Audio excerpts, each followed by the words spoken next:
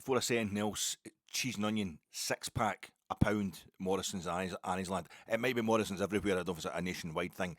Erdinger, also £2. Francis Canner's is £2.50, but I just get the one Francis Canner. I just got a couple of Erdinger because I've got a couple of wee cans of one of the hazy IPAs that you have to get these days if you're over 50 years old.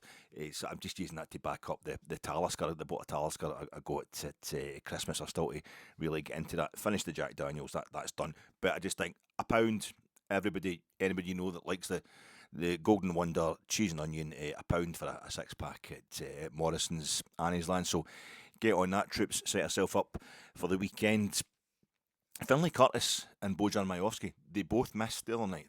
Neither of them scored against. It's kind of getting to me the patter that's building up round about Finlay Curtis and Bojan Miovski. And I'm just thinking a few years from now when they go to. I mean, Finlay Curtis had a shot. He had he kind of stepped inside, wee swivel of the hips, had a shot. Goalkeeper tips it over the bar, and Bojan Miovski does the whole thing where he back heels it. Everybody's thinking he should hit it first time. But then we found out after the game, Danny Röhl said in the post-match presser that he told them all the reason we weren't scoring as many goals as we should have in the first half was he was telling them, take more time, play in your teammates, stop trying to take the shot for yourself. Not big Chimiti went through on goal in the first half, just shot kind of straight to the keeper when he had Gassama inside him. So I think he was talking about that. But then, so Miovski's basically, I think it was a combination of Miovski taking the head coach at his word, trying to do just that, but also it's too easy. It's too easy. That's not what Miovski does. You don't get the 2 goals that he scored at Kilmarnock. You see, he just that wee shot from almost inside his socks and amongst 15 players, a ruck of players at Rugby Park at the edge of the box, but still he's surrounded by so many players it looks absolutely impossible. He's an artist, he's a craftsman, he's deeper. It's too tacky for him, just sticking it in the back of the net like that. You don't get the goal he scored in the second half where he just runs a fantastic move and he takes that ball and he turns inside the guy and you think, he's going to curl it for the far corner. No, he just rolls it, because he only has to, because he's wrong-stepped both the defender and the goalkeeper, and everybody watching is expecting him to go for the far corner, but he tucks it in the near corner. He's just a craftsman, an artist. He's not going to just hit a ball like that straight into the net. That would just be tacky as far as he's concerned the other night. And Finlay Curtis, what he did, I mean, Finlay Curtis is great, good on the right-hand side. What he did was cut inside and have a shot outside the box. None of them scored. There's no one.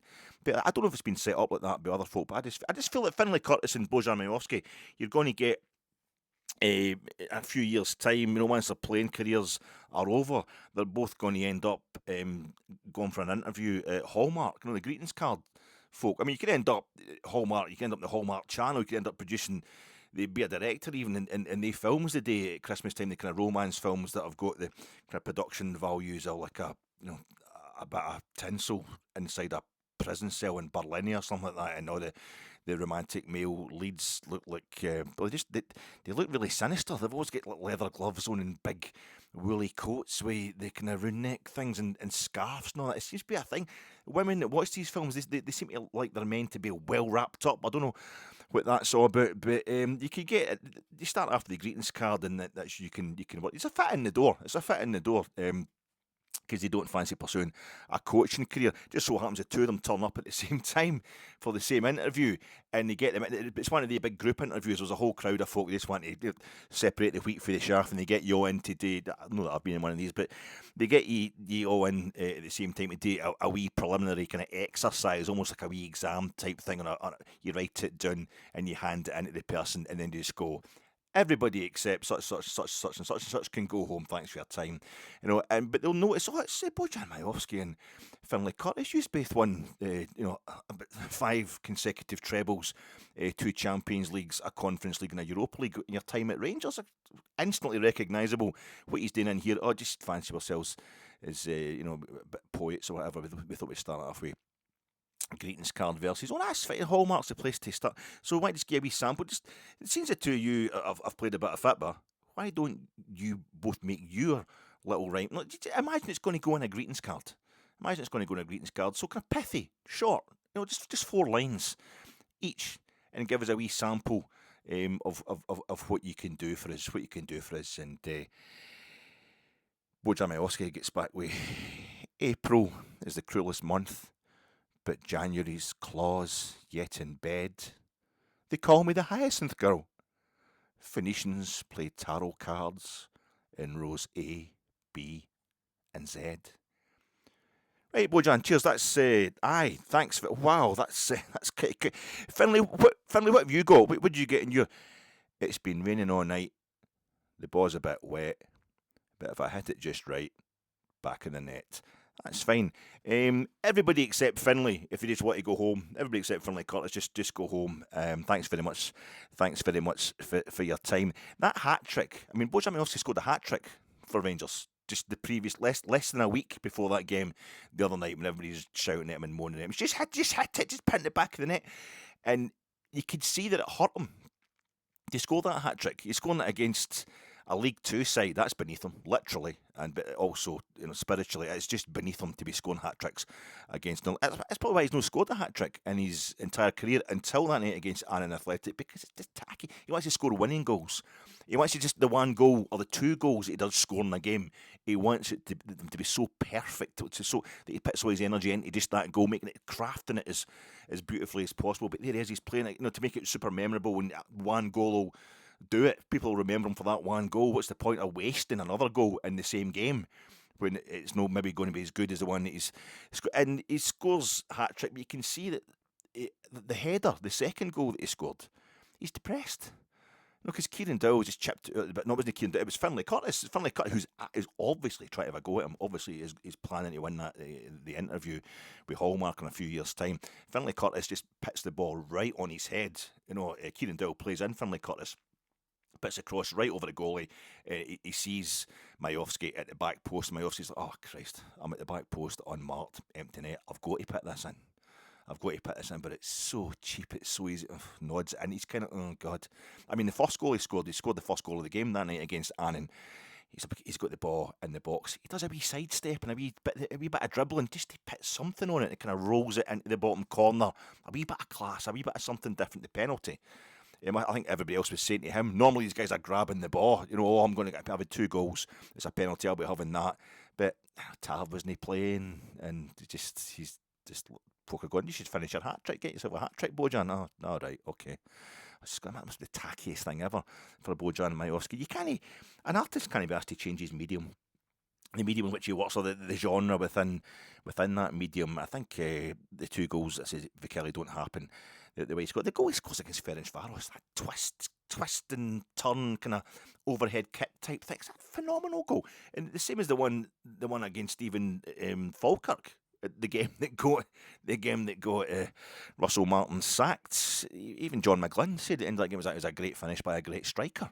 The opposition manager was praising it. He just goes in at the back post. There's a delicacy to what he's doing. There was the ball that was coming across the goal for that one was really cultured, and Miovski thought, this is my level. This will be sheer class. That's as close as you're going to get to a tap in from Bojan Miovski, because the whole move is cultured. And it still manages to get the manager sacked because he couldn't find his way to getting a second goal. But it actually feels as if it's getting set up as if Finlay Curtis, why are we getting rid of him when that dud Miovski scores? He did, after he missed that chance, he backheeled it, laid it off to whoever it was, and we still missed it anyway. Was it Mikey Moore? I think he was trying to lay it off to... He then goes and backheels it again shortly afterwards to somebody, almost like kind of, I'm going to keep backheeling it. It was kind of open play. It was outside the box. It was backheeling it towards another Rangers player, and I think it missed and it got cleared. And it was, what are you all about? Just carried on. And another 2 minutes later, Razgrad overhits a corner, and he goes to the back post. He goes right past the back post and then nods it back across. Quite a miraculous piece of football there, just showing that the crowd wasn't getting to him, and he just enjoys doing difficult stuff. So I don't know. I think he's joint top scorer, Bojan Miovski, so I don't know why folk were getting onto him. We won the game anyway, and maybe I'm setting up a false opposition, I don't know, but it feels like he did the ruthless goal-getter thing versus Annan, who's, thanks to Robert, who gets in touch regularly with the podcast, for explaining that it's Buttercup. I couldn't work out what that colour was. No, the black and usually black and yellow stripes or black and gold stripes. I couldn't work out what that colour was in the Annan kit. It's Buttercup. Phenomenal. I looked at something. That doesn't. No, it is. It's actually Buttercup. Beautiful colour. And I noticed that the UEFA Europa League substitutes' bibs are the exact same colour. The players were wearing them the other night, 2 games in a row. You know, I mean, when's the last time you saw 2 Rangers games in the trot where there was 2 different goalkeepers that were both captain? Were captained by the goalkeeper 2 games in a row, unusual enough sometimes for Rangers. But it's 2 different goalkeepers, making it 3 games in the trot with three different captains in our last 3 games. Tavernier, Liam Kelly, Jack Butland. Thought that was quite interesting. You also had Levski Sofia when they lost by a single goal the last time we played a Bulgarian side in European competition at Ibrox. We win by a single goal. They were also wearing yellow. It was a yellow away kit because their home colours are royal blue. So they were wearing a yellow and with blue trimmings, blue shorts, blue socks, but it was a yellow jersey, the same as Ludogorets Razgrad, who are also wearing a yellow away top the other night. I don't know, the only other time we played a Bulgarian side in Europe, we also beat them by a single goal in the Ibrox leg, and that was Willie Henderson scoring the only goal in the 66-67 Cup Winners' Cup semi-final. We'd beaten them 1-0 the away leg as well in that one, the 67 Cup Winners' Cup semi-final. But it was all white, I think, in both games because that was Slavia,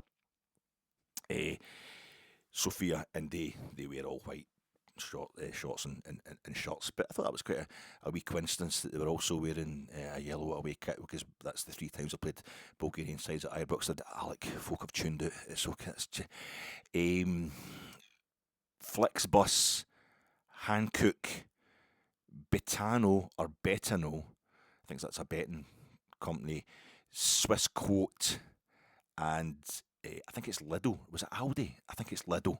They might be the other sponsors that I didn't manage to mention that were on the LCD advertising holdings the other night, and making it the glamour of European competition. I really enjoyed that. How you doing, folks? This is your Fat Ek on the night Nice win their first Europa League group stage match in 2 seasons of Europa League group stage football. Mohamed Diamandi scored only his first goal in European competition since scoring against Nice in the Europa League group stage last season in our 4-1 win in Nice. Is that a coincidence? I feel as if it is somehow. Ludogorets Razgrad at Ibrox. Debrief and Dundee at Ibrox preview pod coming to you in association with Gersnet. Check out the latest Gersnet pod. It was myself and Brian last night, 9 o'clock. It was on the Friday night pod. We were debriefing what happened against Ludogorets Razgrad and previewing what happened against Dundee. It's probably a lot shorter than, because there's somebody there to manage my patter, it's probably a lot shorter than this one's going to be. So check that out if you want, just to get to the point a bit quicker. I'll probably say much the same stuff, and you'll get to see me doing, I think, because I'm on the laptop with that, because the whole Zoom thing on the laptop, and I've got a free, that hands free, I've got 2 free hands, and I just spend the whole time going like that. I didn't notice that until I watched a bit back. I was just sit doing that all the time. It's like, Alec, that's not going to work. Stroking the jowls doesn't make them go away. Ozempic, you fat git. Ozempic, Olympiacos, not Ozempic. Get in there, or actually go on a diet or something. I do some exercise. So I'm sponsored by that, and I'm also sponsored by, ironically, did somebody say Just Eat? That's another company. The logo, I was finding the game a bit boring the other night. The first half hour, I'm saying my post-match reaction pod is a bit boring. Watched it back Friday evening on the telly, the live recording. I'd recorded it. Actually, really good. I thought Rangers, it's not a great game, but I thought Rangers did a lot better than I was realising at the time when I was chatting to everybody around me and feeling a bit cold at the game up in the old main stand. But it's one of the adverts where my attention was getting distracted for the game the other night to the LCD. I think just moving colour pictures. No, that's too much. Old guys, we're football fans. That's all we're interested in. Just moving colours. No, they're playing in a yellow kit and they're playing in a blue kit. I'll sit and watch this for 2 hours. So adverts that do the same thing, obviously going to distract you. But it shows you how advertising works, that kind of subliminal effect. The logos really go for it. It's the little house. It's a little silhouette of a house with a knife and fork inside it. That's my kind of house. And it was at takeaway.com, and I'm thinking, takeaway.com? I thought that was Deliveroo. I'm getting all the companies that bring you grub to the house. I was getting them mixed up, and I thought, takeaway.com? Oh, that'll be the Bulgarian name. Even though the Bulgarians usually like the Cyrillic script, but this will be just they'll be using the Western script to for stuff like that to make it seem a bit more glamorous, probably. And I thought, no, but it turns out it flashed up. I didn't see it at the time at the game. It came on later. It was justeat.com. It's just justeat.com as takeaway.com in Bulgaria, probably, and it wasn't delivered. Okay, so my name's Alec Anderson. Don't leave me this way. I can't survive, I can't stay alive without your love. Oh, baby, don't leave me this way. I can't exist, I will surely miss your tender kiss. So don't leave me this way. No, don't leave me this way. A broken man with empty hands. Oh, baby, please, please, don't leave me this way.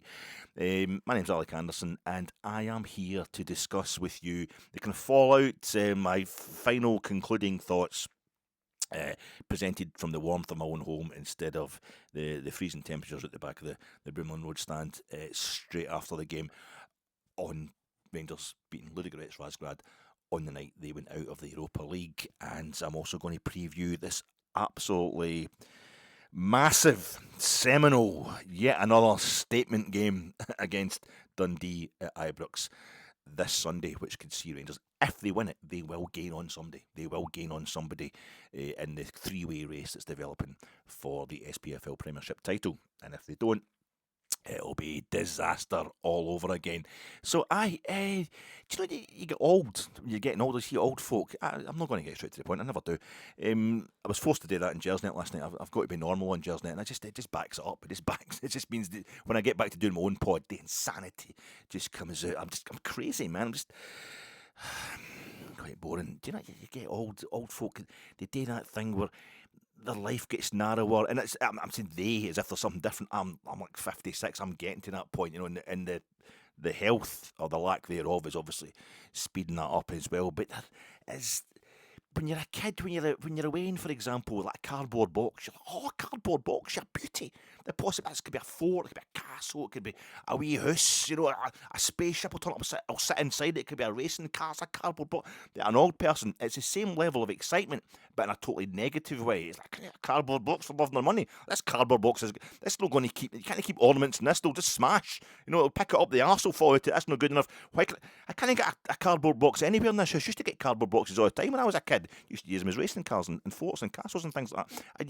It's an extreme reaction. As their world narrows, their kind of ambition and their joy sometimes narrows as well. Maybe running out of time, and you're getting a bit more frail, so everybody seems like a threat. So, famously or infamously, the older you get, the more kind of conservatively you vote, the more right wing you become because you don't trust anybody.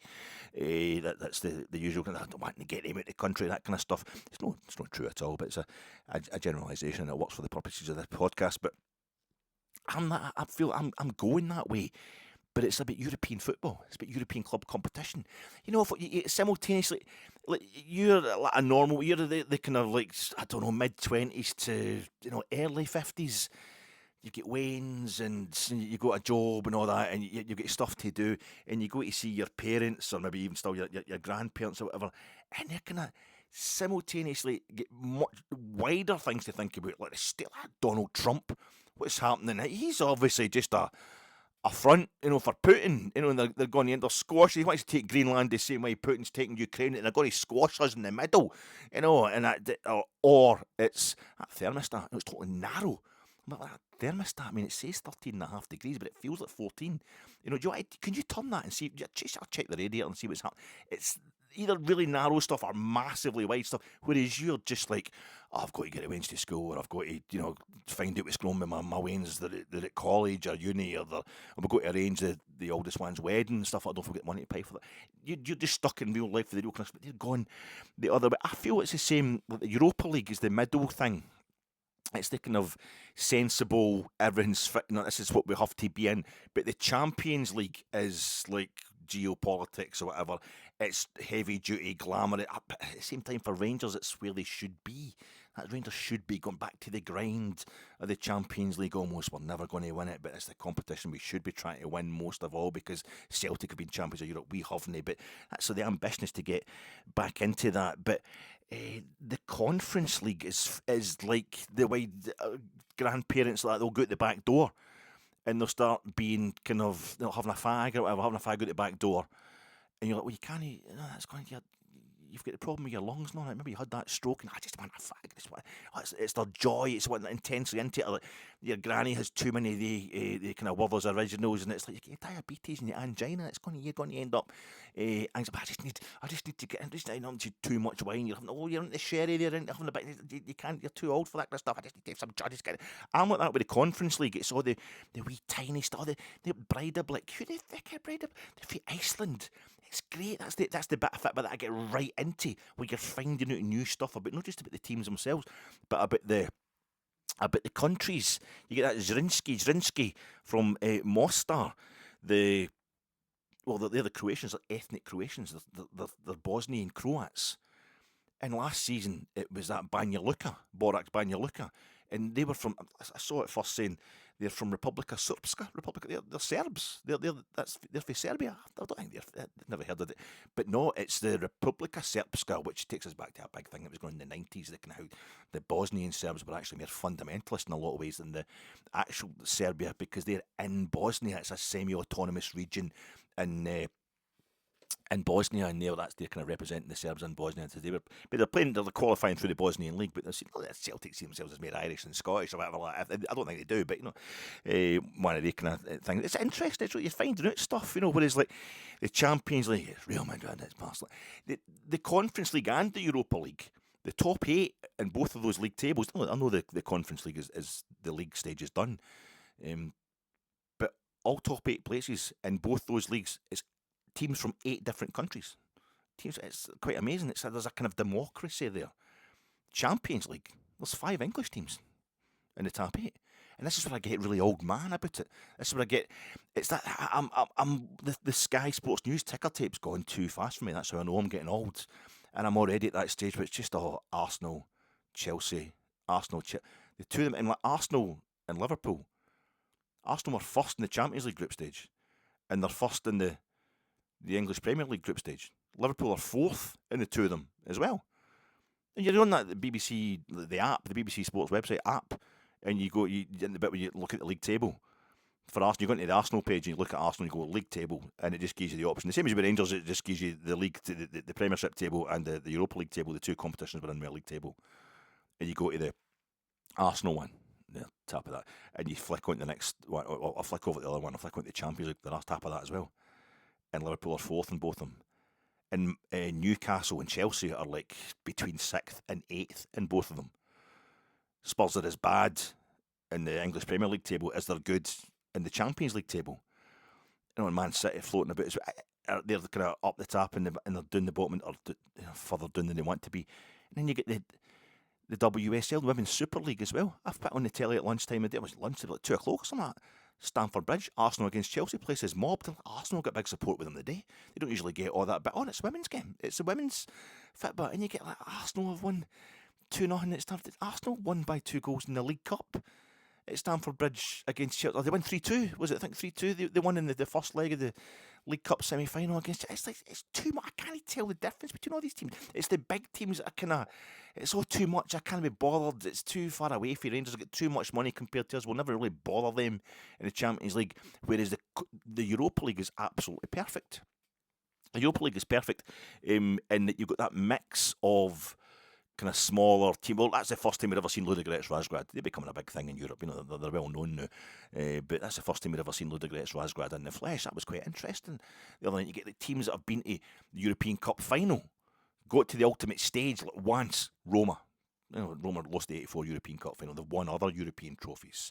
Like ourselves, obviously, we've been 5 European finals, but never won the European Cup. Been a goal away for the final. And you've got like Celtic, Aston Villa, FCSB, Red Star Belgrade or Crvena, teams who've all won a single European Cup, who've all one-time winners of the European Cup, literally. and never won it in the Champions League. Or you got Nottingham Forest, who won it twice. It was 2 years in the trot. They won it. They retained it, but it was still kind of flash in the pan in terms of, they've never been back. Flash in the pan. We'd love to win the European Cup twice, but they've never played in the Champions League. They're the only champions of Europe never to have played in the Champions League phase. It's quite it's teams that are kind of on the cusp, whereas in the Champions League it's just the usual Barcelona, Real Madrid, and all these teams with masses of money, or you've got Karabag in there really tearing up, and Kairat Almaty. There's going to be outliers, but it's I find it's more interesting, and the Europa League's just right in the middle. There's a kind of glamour in the Europa League that's like us playing Eintracht Frankfurt in the final. Eintracht Frankfurt famously lost a European Cup final quite heavily after beating us quite heavily in the semi-final, but that was the second time they'd won the UEFA Cup trophy, even though it's called the Europa League now. It's that kind of level, just on the cusp of being just challenging all the time, but never quite getting it. But I find myself getting more and more. I'm going to start calling it the Cup Winners' Cup. Just a matter of time until I start calling the Conference League the Cup Winners' Cup, which would make out that the Cup Winners' Cup was the third best trophy when it was existing at the same time as the European Cup and the UEFA Cup, and it wasn't. It was a different setup then, because the Conference League is designed to be a tertiary competition. But when you've got Dynamo Kiev, Aberdeen, Slovan Bratislava, and Fiorentina, 4 teams that have all won the Cup Winners' Cup in the Conference League. There's 4 teams for Poland, 2 for Cyprus, 2 for the Republic of Ireland. Hamram Spartans on it. It's fucking fantastic. Celje, they're coming all pals now, Celje. For I don't even know how you pronounce it, for Slovenia with their mad blue and yellow in the sleeves and all that kind of stuff. By a team for Iceland. By the Trita Cups. The 4 of them had won the Cup Winners' Cup. Then you get Rapid Vienna, who lost the final in 85 to Everton, and 96 to Paris Saint-Germain. Just a couple of, it's like this is becoming the Cup Winners' Cup. You probably be like, it's got occupied by Cup Winners' Cup heavy hitters, famous old winners of the, and Shakhtar Donetsk got in there as well. But there's nobody in there who's been champions of Europe in the Conference League. You kind of drop down. You get AEK Athens, Fiorentina. AEK Athens beat Fiorentina in Florence, and AEK Athens, Fiorentina were in the first 2 Conference League finals, the same as in the first Cup Winners' Cup final and the second European Cup final.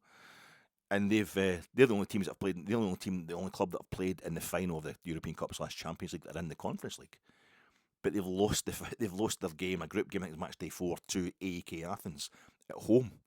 And AEK Athens' the near Philadelphia Stadium, the new version of it, that's where Fiorentina lost their second straight Conference League final to Olympiacos, and it's just like Universitati Craiova. I mean, that's a blast. That's like my childhood. They were major in my childhood. Universitati Craiova. They were always playing European. I think Dundee United might have played them in Europe, but Samson Spor. I mean, you get Rayo Vallecano in there as well, because they're like a team that's never doing anything in Spain. They obviously are doing just enough, but they're struggling in the same tune as Real Madrid and Atletico Madrid, but they end up getting they're up the top end now of this. I don't know. I think it's just because I made a lot of mistakes when I was assessing that the other night. I was kind of heartbroken at getting out of the Europa League, so my snagging list is pretty big, but it's my obsession, like an old person. It's the Conference League, it's the Europa League. I want it to be in Europa League, but when I get right into it, I think, the Conference League, it's really super interesting, European stuff. It's all still quite mysterious, discovering new countries, discovering new clubs and all that. It's the real buzz that I used to get as a kid for European competition. The clubs that I found really mysterious back then was a kid. Or now you can watch more Real Madrid games live than you can see Rangers games live in the telly.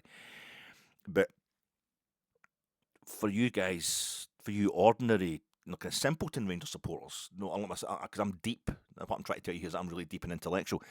Usually think about win the league. Just win the league. That's it. It ended the other night. Our involvement officially, it ended effectively, about 4 games ago in the Europa League, but it technically officially ended the other night. And we went out with a win, like when Levski Sofia, we beat them by a single goal at Ibrox. We went out in the following leg and we've beat another Bulgarian team by a single goal as we're going out the competition.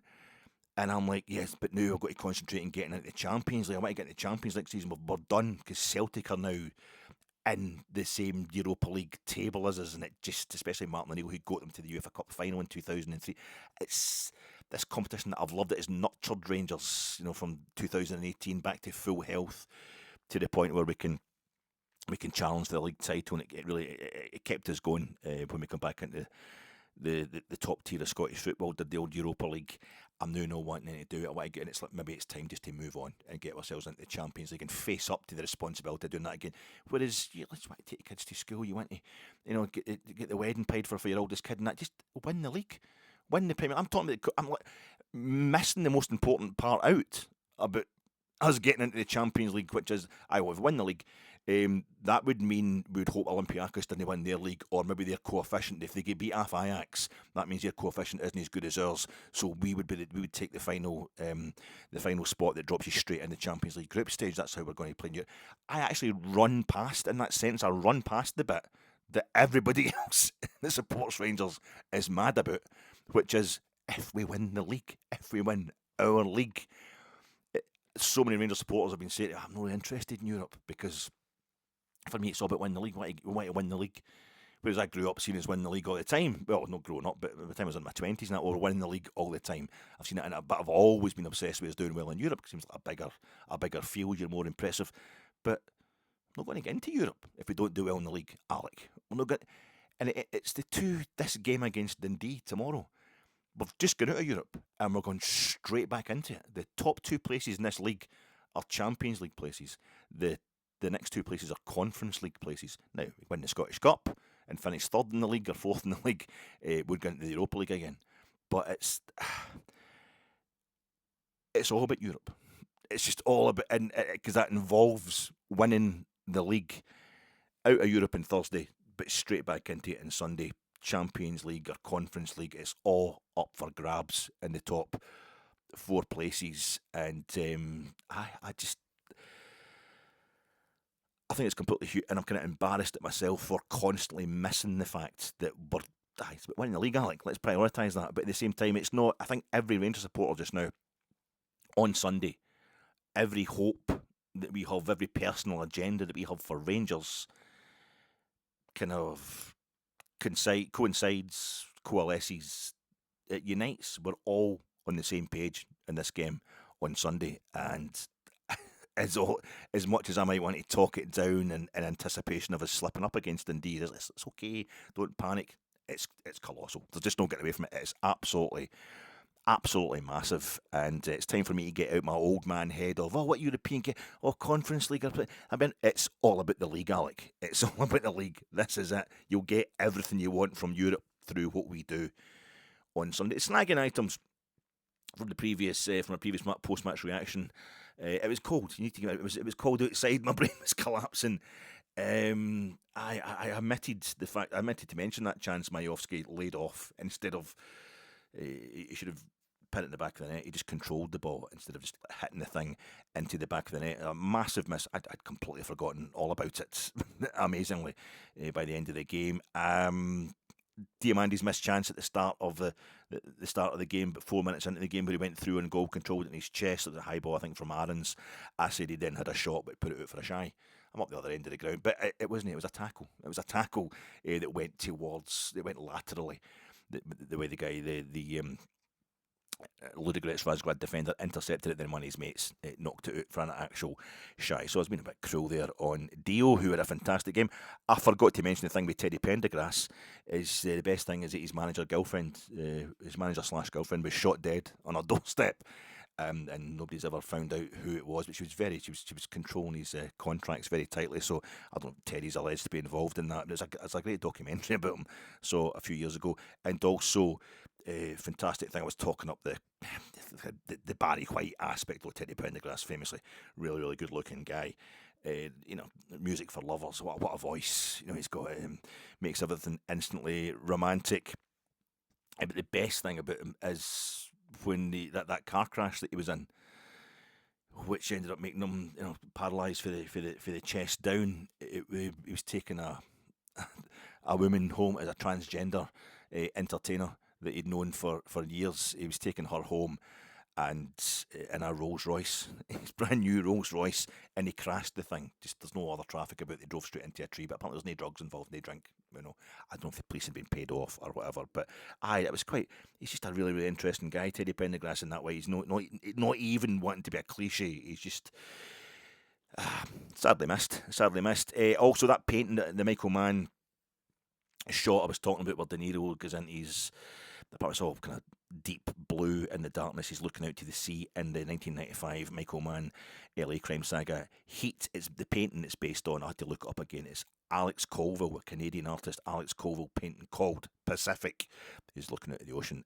That's from the year 1967, which is the previous year that we beat a Bulgarian side by 1-0 at Ibrox in Europe, when it was Slavia Sofia.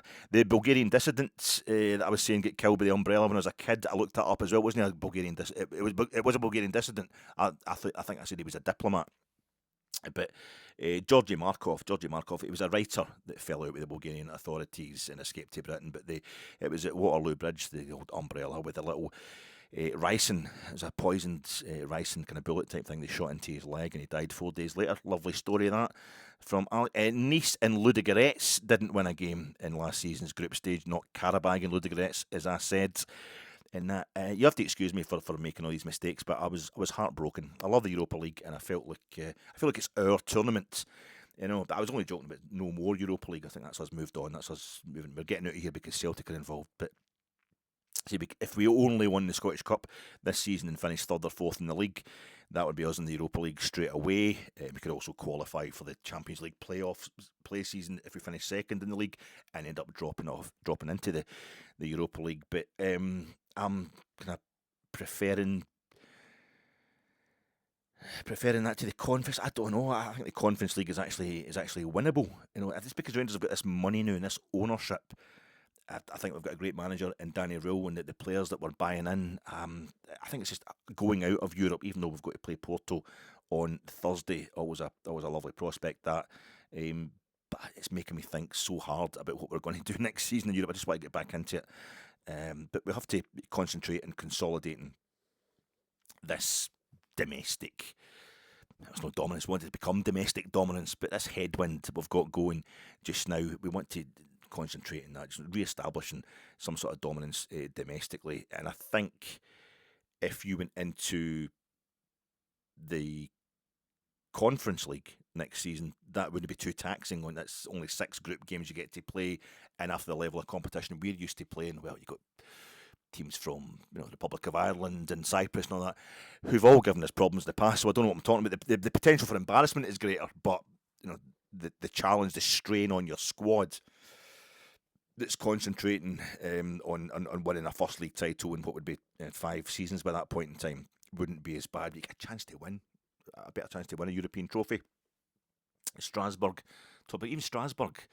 We know Strasbourg, they put us out of Europe before under Walter, but at the same time, Strasbourg, no French teams just don't win European trophies. Paris Saint-Germain and Marseille both won the Champions League once each. Marseille get banned from defending it, and Paris Saint-Germain, well, their money is a humanitarian crime where their money's coming from. So there's a bit of taint going on with both of them. They invent all European trophies, the French, but they just, or the world, most trophies, but they certainly take their time to get around to winning them. But it's really unusual for Strasbourg to be at the top of the Conference League. A bit quite a coincidence, given that Chelsea were top of it last season, and their training club is up there now, and they're just taking their manager. The Europa League group, the Conference League group. The attraction of Europe is supposed to be getting away from the domestic drudgery, the kind of internecine, claustrophobic feeling of domestic football. So if Celtic are, except for Barcelona and Real Madrid, who use European football to expand to expand the horizons, to take their internecine ongoing battle to the whole of Europe. With Barcelona won the first 5 years of the Fairs Cup, when it was the only other European competition. There was only 3 finals played in Barcelona. There's only 2 finals played in Barcelona, won both of them in that same first 5 years of European Cup. Real Madrid won 5 in a row, so they're just expanding their domestic bitchiness into the whole of Europe, whereas everybody else, it's great to get into Europe. It's like breathing fresh air. So is Celtic going to be in the same table as us? Never mind, actually, no two Scottish clubs have ever played each other in Europe, but it's overdue. But I sod that. Let's get out of here. The Europa League is loose. I don't want to be here anyway. That's what I'm trying to say.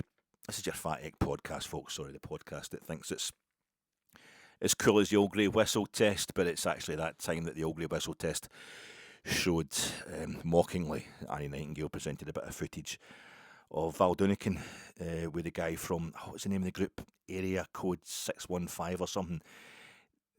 He's a session harmonica player who did the theme tune for the old grey whistle test. Stone Fox Chase, Charlie McCoy is the guy, and he was on the Val Doonican show, and Val Doonican was doing the two of them were harmonicking, dueling harmonicas, doing the theme tune for the old grey whistle. I bet he didn't think he'd see Val Doonican in the old grey whistle test, said Annie Nightingale, and that's more what my pod's like. As a night, I think the other night, just to round it off, is a night of kind of negative, that thing I've gone on about a lot this season. Not negative positives, because that is a negative, but small positives, very, very small positives, something we're not going to boast about as a supporter in, but something that's needed nevertheless as we go forward. It was our first win in the group stage, at in the penultimate group stage match. In the Europa League, Röhl's first European win as a coach in his own right. We can't finish bottom, almost certainly can't finish bottom of the group now or set any kind of really poor records for a 36-team Europa League table. Well, it's a poor record, but we're not going to, it's 3 points. Both Karabag and Nice finished on 3 points last season, so we'll finish with more points than the lowest that's been recorded so far. These things are, it's always good to know that you can't be the worst of the worst. Ludogorets were on a winter break. They're unsharp in the game until, I would say, the second half. They started coming into it. You could see that they were on a winter break. But they conceded 14 goals in their previous 6 games. So for us only to get one seems kind of bad. But they've scored 11 in those games. They've got Petr Stanic is the top scorer in the tournament going into that game there. So for us to keep them at 0 goals was quite impressive. I think it was a sign that phase 1, in the phase where he's not got any of his own players, has come to an end. Danny Röhl's, the phase 1 of his management, his head coaching of Rangers, has come to an end. It wasn't a brilliant victory. Like I said, a few sideways steps that you need to have when you're rebuilding a team, rebuilding a club, like the draws with Dundee United, the draw with Falkirk, if you like, had the loss to Hearts.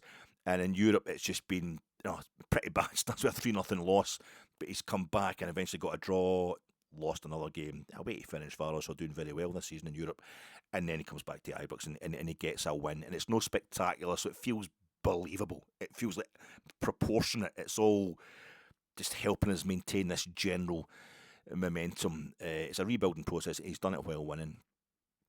And he's judged this phase to perfection, I think, Danny Röhl, for us to be able to see so perfectly where the holes are in the squad. Like the other night, the lack of finishing, the lack of a proper solid midfield base, even though I thought Raskin and Diamandi were fantastic. I didn't realise that until I watched the game back, just how good the two of them were.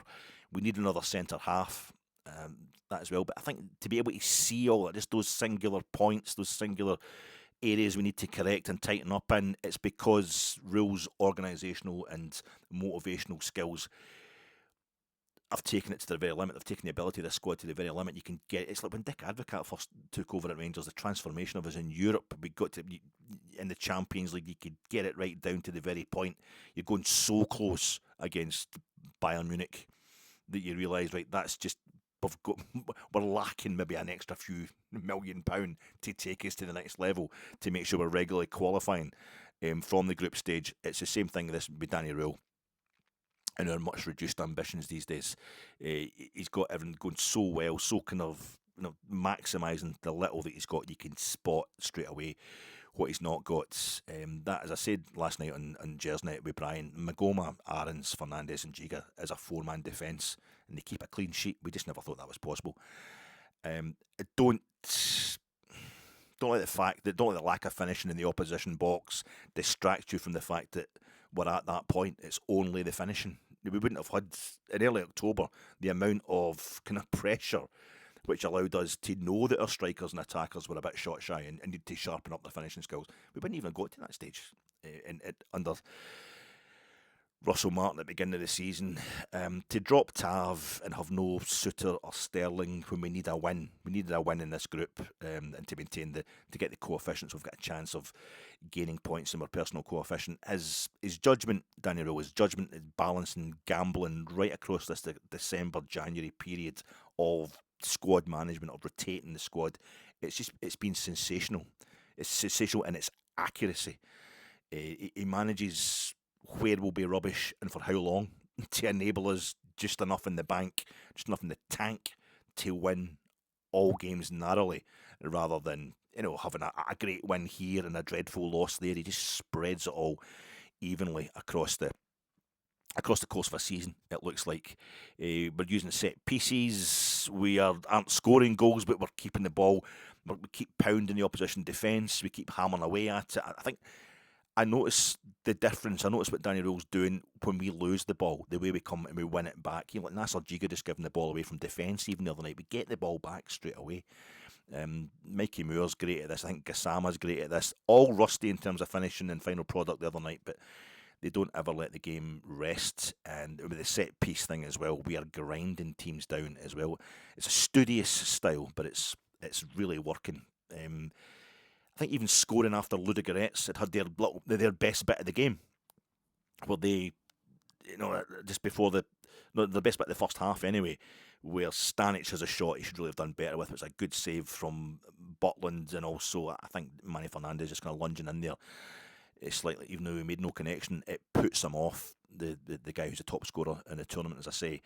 And then he puts a shot right past the post as well, Stanic, and then we go up the park and score. That's classic, proper team stuff. Kind of organisation, focus is writ large in that. I might be falling asleep, but now the cavalry started arriving as well in terms of the new signings. I'm hoping that's going to lead to us winning games more impressively, more convincingly. It might be I'm falling asleep during some of our games recently, or finding it a bit boring, but our players aren't. Rangers aren't. Our intensity and concentration is maintained. It's a kind of comparatively slow, undynamic style we've got right now. I mean, think about the game at Parkhead. Obviously, we just unleashed in the second half. So when they're up for it enough to control every game they're in. And then when it's one they're properly enjoying, like playing Celtic at Parkhead, they really bloody go for it. It does get dynamic, but I think it's comparatively slow and kind of undynamic right now generally, but it's studied. It doesn't let up. Raskin is notably, I think, applying himself much more diligently and consistently. Diamondi too. There's two players at the heart of our kind of mood swings over the past couple of years. The two of them copped out under Russell Martin as well. But now we keep going like a team who knows they're going to improve. There's real focus there. Thursday night was a kind of desolate night. It was empty-ish stands, a lot of wind and rain about. We were out the competition, but we applied ourselves 100%. The goal we scored, that's another thing I didn't in my horrendous... But my post-match reaction is that. It's a post-match reaction. I'm just trying to tell you how I feel. I mean, it's more like a diary entry, but you don't want a match report. But it's when I forget some of the best things that happened in the game, and I think I just talked about the goal as if it was a kind of sclaff off Diamandi's foot after. I couldn't even remember if Asgard had floated the corner into the box or not. I couldn't remember what had happened. It's terrible. And I watched it back on the television. I was really embarrassed about it because it's a great goal. It's from start to finish, even the build up towards the corner. Butland rolls it out to. We scored the goal from the corner, but the build up to winning that corner, Butland rolls it out to Manny Fernandez, who puts it up to Magoma, and who goes up the left and kind of cuts in towards the centre of the park, but not for much, and he hits this lovely ball, just switches play brilliantly, hitting the ball over to Mikey Moore in space, and Mikey Moore does what he did all night, and he's getting a bit of a hard time, Mikey Moore, for a final product at times, but the consistency and just keeping us piling into keeping the pressure, keeping the direction of travel towards the opposition box all the time, with purpose. It's invaluable.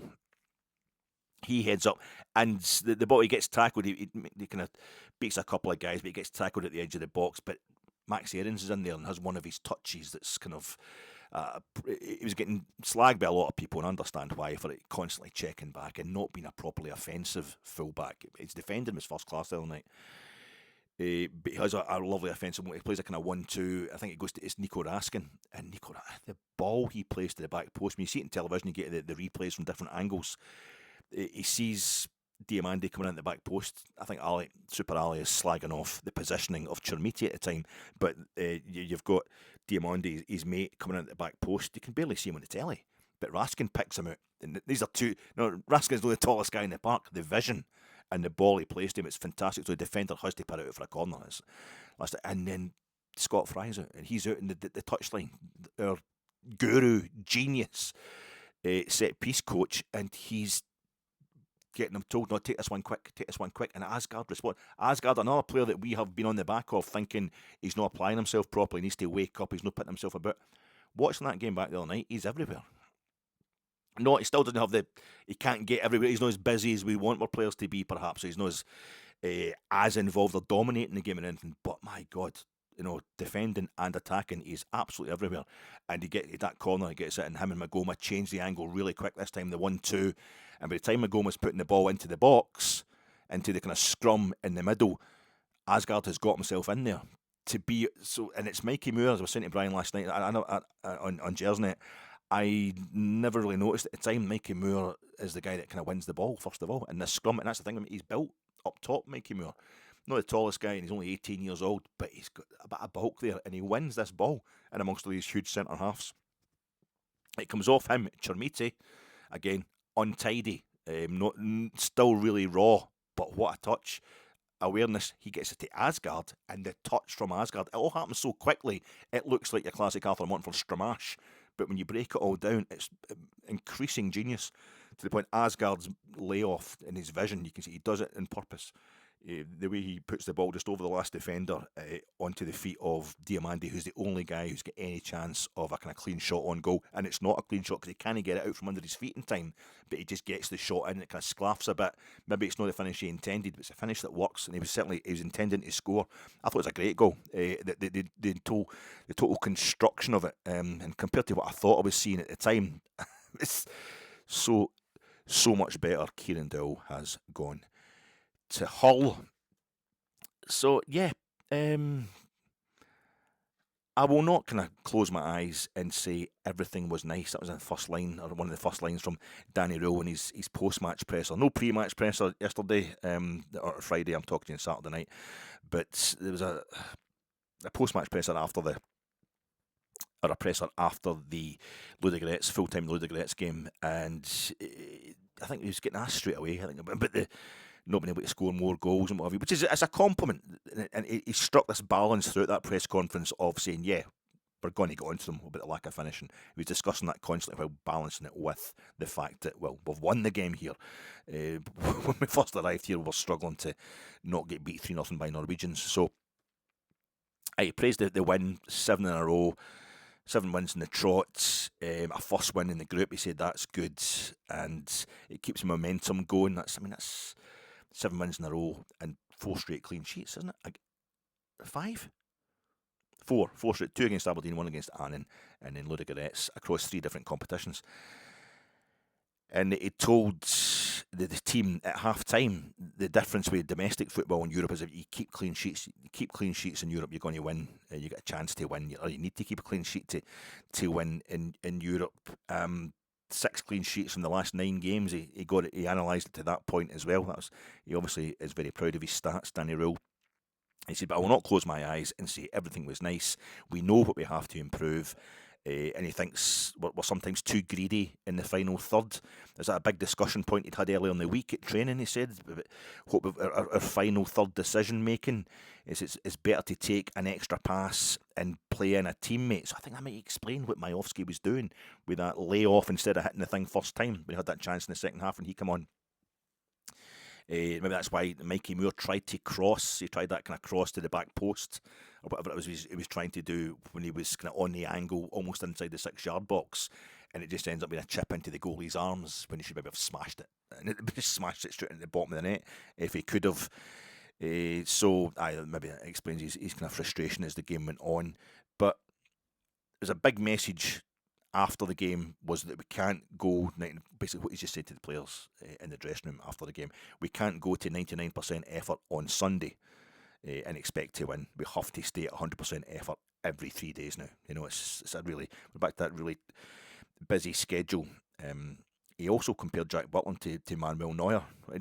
Just my fantastic goalkeeper, Jack Butland. I know, and Jack had that bit right at the end of the game, which I forgot to mention in my post-match reaction as well, where he flapped it one at the back post. Asgard's right in there. I didn't realise I was getting to watching the telly.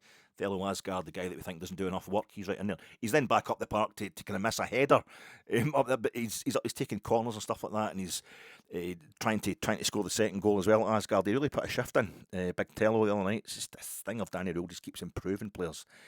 But he says, and he pointed out the fact, Röhl, that if you keep attacking, you can win set pieces. That was something I did notice. If you just keep attacking, and stuff will come from it. You don't have to be finishing every chance from open play. Obviously, every game is hard working. He says every game. I think that translates. It's a mistranslation from Danny Röhl. Every game is hard work. It's a bit of a chore, you know. So you've got to keep working. Chukwueze and Olsen are available. They are available for Sunday against Dundee. Of the 3 new signings, Roman's going to be a few more days, but we have to rotate, but not too much, says the head coach. Because basically it's the current group of players who are responsible for this run of wins that we're on. So he's trying not. It's a balancing act again. He wants to get the new guys in, but doesn't want to upset the apple cart because these players have been great for him. He did have enough players on the bench tonight because the European squad. He was talking about that. We're going to have to build up the squad depth, but it was no interest in what happens between Hearts and Celtic on Sunday.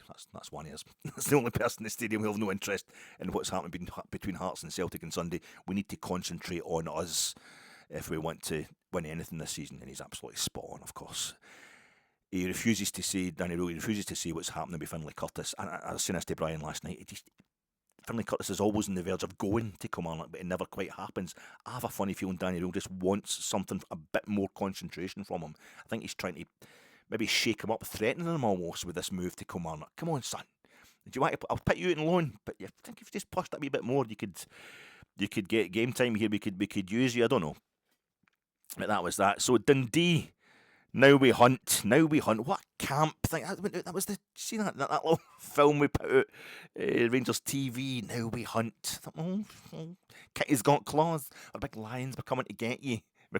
Celtic and Hearts. And it's quite good. You know, Dundee. Oh God, Tinky. So you come that street. You come for you. It's just so tight that you don't even have your own driveway. You've got to park right next to your neighbour's house. It's quite a weird approach. I think they're on a drive now. Apparently there's this new horrible policy about your season ticket. You've got to go to so many games, or if you don't go, you've got to let them know. Is it 4 games or something?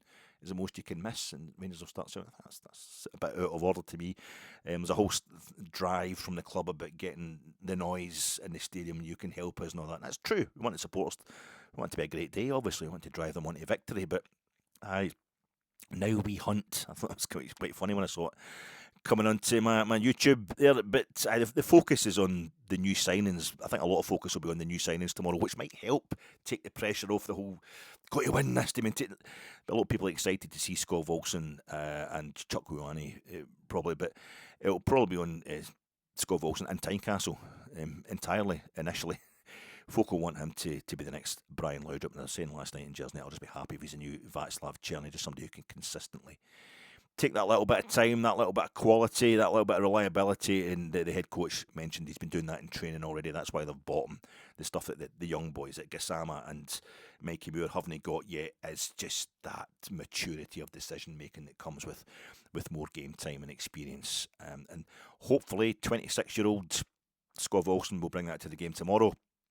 It's going to be his first kind of home league game. And did Václav Černý, I can't remember Brian Laudrup did in his first home league game, but Václav Černý certainly curled one into the top corner, didn't he, at Hampden against Motherwell in the sunshine, taking advantage of his unique almost attributes, exactly the same as Skov Olsen, right-sided player who uses his left foot. Chukwueze, though, I don't know, I think he'll let Raskin run free, push on up a bit. I think Mikey Moore's on the left after going off early the other night. I think he'll probably end up on the left-hand side. That's him getting rested. I think and Gassama's probably going to get the day off, getting rested for Porto. Dundee are 9th in the league. They've won 6 games, drawn 4 and lost 12. which sounds a bit disastrous. They're on 22 points. They're not going to get out of the bottom half anytime soon. They've got Dundee United and Aberdeen, 3 points, both 3 points ahead of them, but Falkirk have got 6th place locked down just now. So they had an absolute calamity of a start to the season under Stephen Presley, the new management of the Stephen Presley Dundee. But if we come along to help them out of that, they finished 3rd in their 5-team League Cup group. They get beat by Alloa and Alloa and Airdrie, and all the A's. So we played Alloa in our first involvement in the League Cup. It should have been Dundee. You would have expected to be Dundee, but it was. We should have played them 2 games in the trot, and Ibrox two games in the trot. We ended up playing them the first week. They'd lost their first home league game of the season. Their first league game of the season was at home to Hibs. They lost that, Dundee, and after going into the League Cup the way they did, finishing 3rd in the group, I think it was only Bonnie Rig Rose or Kelty Hearts or something. They were above one of the ex-juniors teams for the East, and Montrose or something. It was an abomination. And then they lose at home to Hibs, and Presley was right under pressure straight away. They were not enjoying this, the Dundee fans. And they come to Ibrox and they get a draw, and they outclassed us tactically. And it was our first home league game of the season. We'd opened the league the previous Saturday with that 1-each draw at Motherwell, which was all sorts of ruckuses about that. Quite a spectacular PR. I thought at the time it was Russell Martin having a proper go at the players, and kind of trying to buck up their ideas, using the excuse of a draw with Motherwell to have a go at the people who were slack and all that. And if he was, it seemed to have worked on the Wednesday or the Tuesday night in the first leg of the third qualifying round game against Victoria Pills, and we blew them away 3-0. Looked fantastic. Tav and Raskin only coming on in the second half once the damage was done, as if they were the bad boys. They were the dead wood that needed to go, the bad dressing room influences. And then we played Dundee on the Saturday, and were a goal down and a man down after an hour.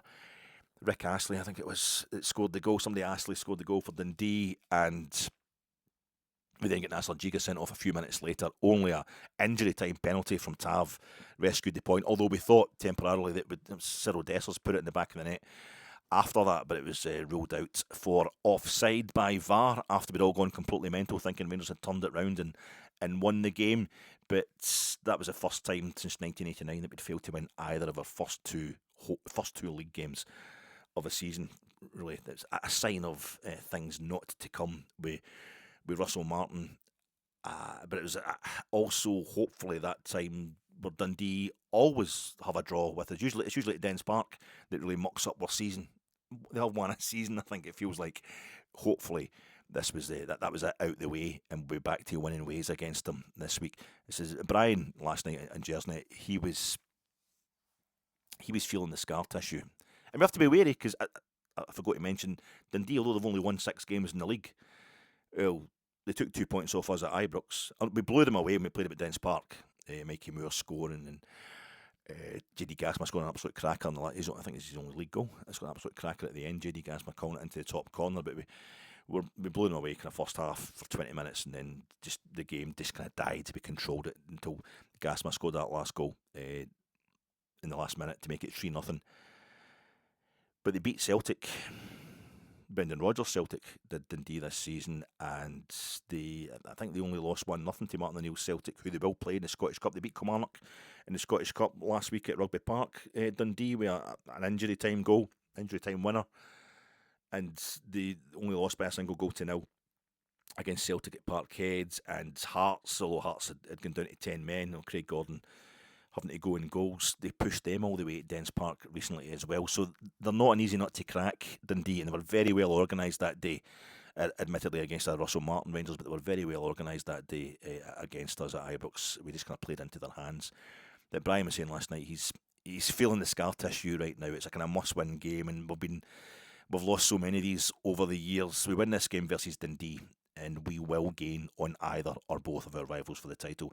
If we fail to win, and even if it's draws all round, we'll feel that we've blown it again.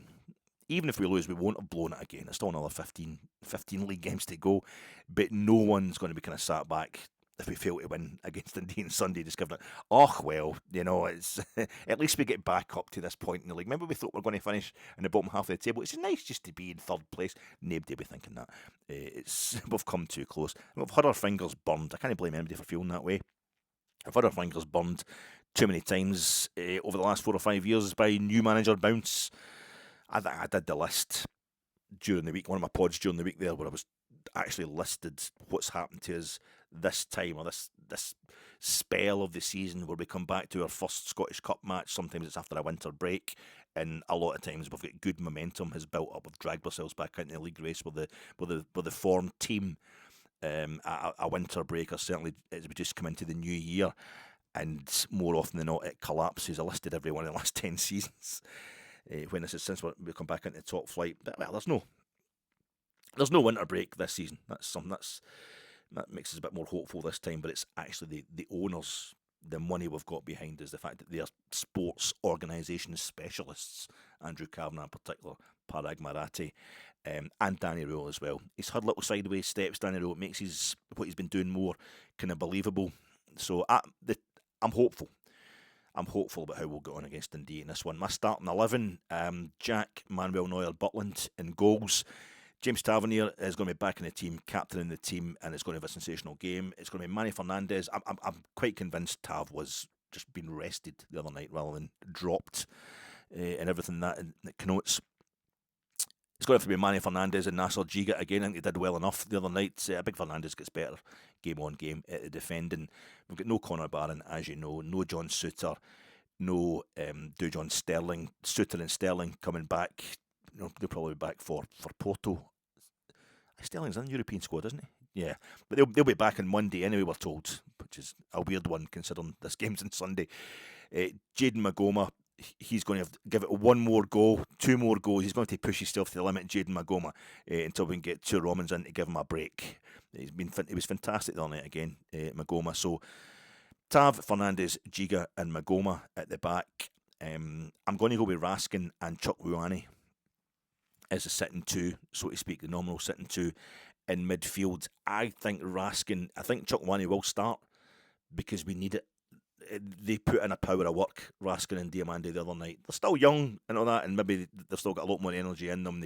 They can both start the game tomorrow. I don't know, but it wouldn't surprise me if we have the job sharing thing that Danny Röhl's, the way he likes to phrase it, and perhaps Raskin starts the game alongside Chukwueze, and Chukwueze stays on the park as Diamande comes on for Raskin, maybe in the second half, or vice versa. I don't know. Maybe he'll just want to have Raskin, Chukwueze and Dio up playing at 10 to give Razgrad a rest. I would go for Raskin and Chukwueze to start, and I'll have Skov Olsen starting as well. Both two of the 3 new signings to start the game. I'll have him starting because I just feel as if Mikey Moore and Gassama need a rest. I think Gassama will get as much of the game off tomorrow as possible, and Mikey Moore will go to the left-hand side. That's why he took off early the other night, I feel, against Ludogorets. So I'll go Skov Olsen with Asgard retaining his place at 10, Mikey Moore on the left-hand side that he favours, and I'll still have Chermiti up front. I mean, you get Danilo could come in at 10, Miovski. I think Miovski would be on the park as soon as possible if we get any kind of goals. We go a couple of goals up, he would get Miovski on the park as soon as possible. My starting 11, Butland, Tavernier, Fernandez, Giga, Magoma, Raskin and Chukwueze, Skov Olsen, Asgard, Mikey Moore and Chermiti, the lone striker. Score prediction, I'm just going to say 3-0. I said it on Gersnet, and I think we've got to believe it. I don't have a gut feeling about this game at all. It's quite weird. We're into new territory, I feel. But I'm hoping the consolidation, the spectacular consolidation under Danny Röhl now becomes. We've got some new players in. We just step it up a level, and we take that out on poor Dundee. But I don't have any real genuine feeling about it. But I just love a kind of party feeling. I kind of let's go, let's crack on now. Get us into a positive, attacking, mentally, spiritually this last portion of the season. We also want Hearts to win, so it's them we're chasing. I also want Hearts to win. Sorry. So it's them we're chasing. It doesn't matter what happens in the other game if we muck up tomorrow. It's all about concentrating on us, but it has to be spoken about.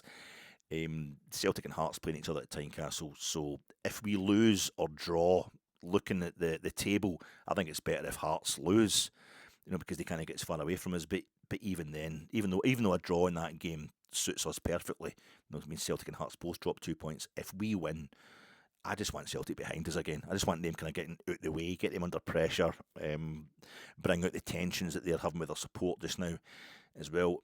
Hearts have got injuries and suspensions. Celtic had to play in Europe with 10 men on Thursday, a real grind of a game. They got a great result. It was a great draw for them away to Bologna, but so hopefully they're as tired as Hearts are, maybe a bit distracted by some of their emissions. In the same way you want these pods of mine behind you, kind of gone. I just want Celtic out of the way, because I'll see you post-match on Sunday for the most kind of accurate match report ever given, the most inaccurate match report ever given, which will be simultaneously the most kind of honest match reaction you'll ever hear. I'm nothing if I don't share with you the content of my heart. Glorious heart sits down at Tynecastle, and I'm talking my compassion, my humility, the authenticity from me, because I watched that interview. I don't know if you saw it in Sky today with Liam Rosenior, who's gone from Strasbourg to Chelsea to take up the manager's spot there.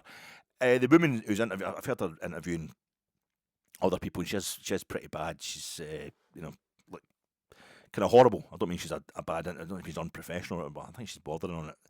But I don't really like her style. But my God, he was bulking from the off. She has marks out of 10 so far, and your games have been in charge of Chelsea. Well, I'm not the kind of guy who likes to give myself marks out of 10. Well, who is? Who does go about giving themselves marks out of 10? And anybody, I think, who starts sentences with "I'm not the kind of person who," you think, "Oh Jesus, no, that's not good. You're far too self-conscious." Look, it's black managers. There's just not enough black managers in the game, certainly in England, and his dad was a manager as well, Liam Rosenior. So I want him to do well in that respect. But the patter about, it was all about human interaction and humility, and this is the most humble bunch of players I've ever met in my life. You've got to care for each other. I think that's the thing. I've never won. The managers who don't get it right, the ones I've played under, it was because they didn't care about the players. And I'm not the kind of guy. He was talking about managing the energy levels as well, of the team. Like us in Europe and the league. That's why Danny Röhl's doing this. No, he's talking about managing the energy levels of himself and his family while they're staying at a hotel. Because they just moved back from Strasbourg to London, and they've got them staying at a hotel just now. So sometimes they get Deliveroo to bring them carryouts instead of having the hotel food. But you got to manage the energy levels. And I'm like, what the fuck? This is weird. And I think I noticed this because it's suddenly, I think it's so obvious to outsiders when you've got an idea of what you want to look like. The very people you think you're fooling are usually the ones who can suss you out straight away. They can see that it means too much to you. It's kind of performative, and it contrasts so much with Dan. Like the reason I trust the 49ers to do well for Rangers is because I don't trust them as people. Because they're venal businessmen. But that's exactly what we need. Danny Röhl is completely the opposite. He doesn't ooze this kind of bullshit about human interaction and humility and all that. He just does it. He embodies it. He just comes across as an honest and self-effacing and very kind of matter-of-fact guy. And in those little moments where Danny Röhl actually he giggles and blushes when he's been asked awkward questions at press conferences, instead of like getting angry at the person who's asking the questions, you see zero ego, zero. Churchill said the Germans were either at your feet or at your throat, at your knees or at your throat. But you get the point anyway. I can't remember, but I think in this particular dynamic between us and Danny Röhl, it's definitely us. We're the ones that are at your knees or at your throat. The Rangers support, and that's why I try to find a kind of equilibrium all the time. It's my instinct to try and, as if anybody's listening to me or whatever, but I always want to try and calm it down when we start hating a manager. It's like, let's bring it back in. Let's just give the guy a chance. It'll get to a point where he has to get sacked. That's what happened with Russell Martin. It'll take care of itself. We've got to make sure the board take care of it, but now particularly under the very, very competent owners we have, it will definitely get taken care of. I don't want to lose something of us, I don't want to lose something of ourselves as a club, as a support. And I think there's also this, what I'm doing just now with Danny Röhl. He's the man. It's definitely going to work. I think Danny Röhl's managed to maintain just a kind of stability, but I think a lot of it just because his manner is so just humane, just so normal, just so unspectacular. He's known anyway thinking about himself. It's just about the team. It's about his first concern. He's not having to paraphrase his own career in that way. But I think we're the ones that are either at your feet or at your throats. And I always try to occupy that space between the extremes of reaction to Rangers, but as social media takes over, not to exaggerate the extremes of reaction, the only two kind of possible states of existence in football fandom just now seem to be, you love or you hate, you worship or you despise. The middle ground's barely even a kind of a liminal space. So I'm just calmly loving Danny Röhl because he calmly does his job and gets on with it. It's like a guy who tells you, I'm a bit of a hard man, a bit of a gangster, whatever. You thought, no, you're no bit going to be trouble because, real hard guys, gangsters will know that I'm not a threat and they don't want to get noticed because they've got business to do. Whereas somebody who wants to tell folk he's a hard case or a gangster is going to be a loudmouth and a bully. He's going to have to find people in the crowd at the Fitba who say something that he can jump up and shout back at them and all that. It's too much to prove. At Ibrox, we meet, see and hear so many people. All football crowds have got these various elements. They're simply there to be outraged. They just want to be outraged at the Fitba. They want almost need bees in their bonnet because they've got other shit going on psychologically which needs to be expressed literally through the medium of the football. They need to get it out of their system somehow. It needs to be like, I always think, it's better, kind about battering folk in your house or whatever. It's fine. If you want to do it here, that's fine. But the referee, VAR, opposition players, they're all perfect fodder for somebody who just needs to go to the Fitba to rant and rave. Listen, I'm doing a podcast and I get it out of my system. With this, I've got other things I need to prove. But also, I think perceived shortcomings of their own team are great for supporters who need to vent spleen all the time, need to prove something to those round about them in the stands perhaps, and it's people of all ages. This isn't a young person thing. You tend to find young folk are actually pretty straightforward. You just there to watch the Fitba and just cheer on their team and get upset, but as you get older, Cyril Dessers, Sam Lammers, James Tavernier, oh wow, they've really had it tight in a way that goes beyond what their feelings would be on the pitch. And especially, I think, as targets for that kind of fan, you've got the owners, the manager. There's no plan B or too rigid in more formations. There's no ambition, no money, no place for those accusations now. So look, we go again with no cutting edge. It was just start the other night, I just noticed there's no cutting edge. That'll do us for now. The Rangers are actually really well organised just now. They're looking really good. They're definitely getting better game on game. So that's a wee placeholder just now. The no cutting edge thing. I saw a couple of guys actually completely losing their shit about this the other night. We were all mumping and moaning about the fact we couldn't put the ball in the back of the net to finish the game off. But there was some folk were getting properly worked up about it. We're not there yet as a team. Probably banging barrel loads of goals, except versus Annan, which in games like that proves that you do have it in you. At some point, it's going to be, it's there. We will eventually start scoring goals, but we lost 63 goals in the summer with Igaman, Cherny, and Dessers going. 63 goals they scored between them last season, and we're a team who wins by one goal a lot right now. It's rather than a team who wins by a lot of goals. That's our thing, and that's what we, as a support, need to continue to support on Sunday.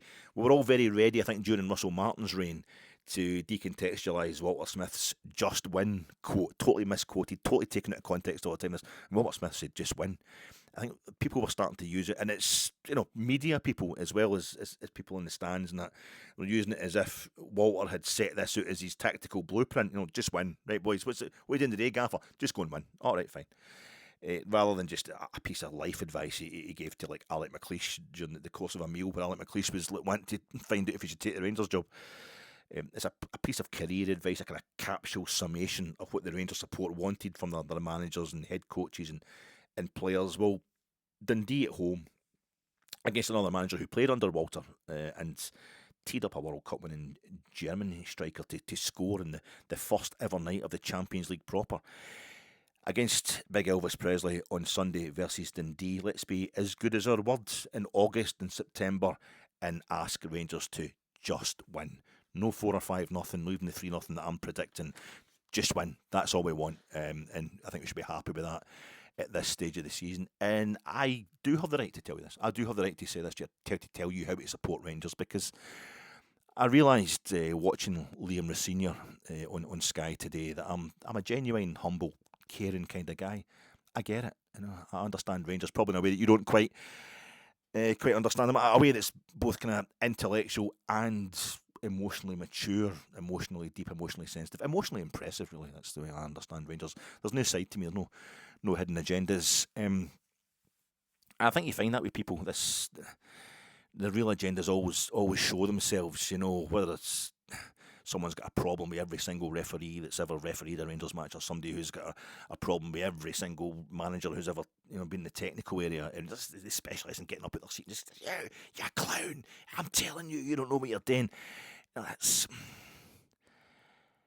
in their own heads. I think there's a narrative about what we're like as people, the image we've got of ourselves, and then there's the stuff that we don't know we're showing everybody else. We're showing everybody else what we're really like. Every single kind of commune full of men claiming to be feminists, it's usually, if there was no women staying with them, they'd all starve to death and the dishes would never get done as well because they're all selfish bastards. They just talk a good game. But that's one of my experiences there. But I met my old neighbour earlier on today. I went to Morrison's obviously this morning, and then later on in the afternoon. I met my old neighbour that she used to stay literally old. She's in her mid-70s when we stayed in the same flats as her. She was on the ground floor, we were on the top floor. She would take care of she organised the cleaning of the place and the window cleaner and all that. She was absolutely brilliant. Used to go to her door. Sometimes to give her money for the window cleaning or whatever. When she opened the door, something was always boiling. The house was pristine. Never stepped over the door, but the house was like pristine. You could smell the glow for the carpet, whatever when she was cleaning the carpet and that. And there was always something cooking. Always something cooking in the kitchen, like a joint, like proper food. We were upstairs doing like pasta and stuff, and she's I was like, I wish she'd just invite us in for something. It smells absolutely fantastic. So bumped into her the day, and she was saying, I saw you. What were you doing at the bus stop the other day? I wasn't at the bus stop. She said, no, you weren't getting a bus, but I was on the bus, and I can see you standing there, just standing there with a big bag, for Morrison's, and you're just looking up at the sun, staring into the sun. You were mumbling stuff. You were kind of mouthing stuff. I said, what was it you were saying to yourself? And I said, I think I was probably just kind of looking at the sun and just, because I did English, at university. I read a lot of books, a lot of literature. I was probably just thinking, that glorious lamp of heaven, the sun, like a cavalier poet type quote coming to me. And I was talking about in my podcast recently. I've seen your podcast.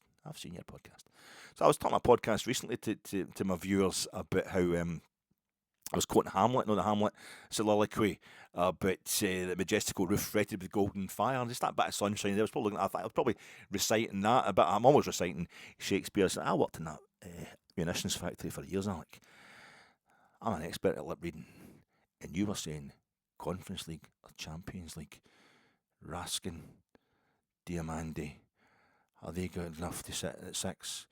And you were going on about Finlay Curtis, Bojan Miovski, Finlay Curtis, Bojan Miovski. We lack a cutting edge. No, I think what's in the bag? Sorry, what was in the bag the day? Oh, well, I had crisps. I got myself some coleslaw, and you've got the John West tuna. There's just the weird tins, but there's 4 of them for 3. But no. I'm thinking let's get you from one of the pissy wee port tunes further down the west coast, down in Ayrshire, and that.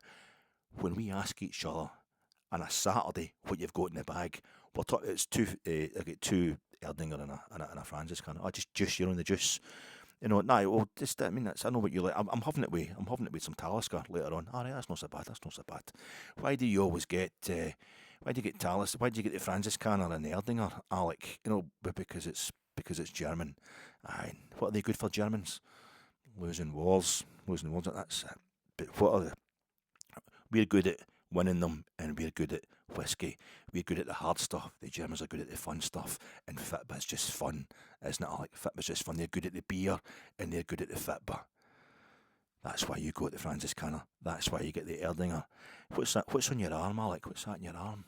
Well, do you get cellulite in your arm? I mean, it's no bingo wings, but is it? No, Alec. You're forgetting about that time you didn't have the money to pay for the window cleaning. We had to come to a wee arrangement. I know what's in your arm. I'm talking about your ink. What is it? It's the Deutscher Fußballbund badge. It's the logo for the German national team. Aye. Why is that? Why did you tell me you got that? Because Germany are the best football team. Where was Protestantism born, Alec? Where did Protestantism start? I don't know. I'm not a Catholic. You're fucking right. You're not a Protestant either. I can tell you that much. But where did it actually start? Germany. It started in Germany. Aye. So Germany's totally staunch. I'm watching you, and you're doubting our manager. We've got a German manager. We've got a proper, positively Protestant gaffer, and you're standing there doubting him.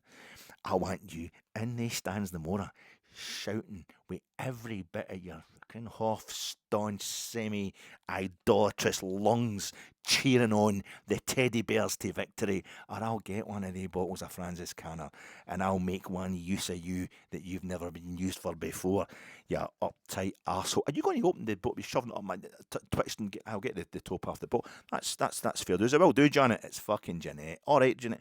Thanks very much. So, tell your the daughter I was asking for her I was told to get myself along and be just completely positive about Rangers, and apparently my podcast, all I'm really wanting to do is try and make out that I'm some sort of intellectual by quoting modernist poems that I don't really know any more about than the title. So we've all got our problems. We've all got things that we like to pretend to be something that we're not. And some of us are focused on European competition. Some of us are focused on domestic glory. But against Dundee on Sunday, it's all going to come together. We're all going to put our wee agendas to the side, and we're going to get behind Rangers, or I'm going to get a bottle of Francis Canner shoved up my jacksie. I'll talk to you after the game, folks.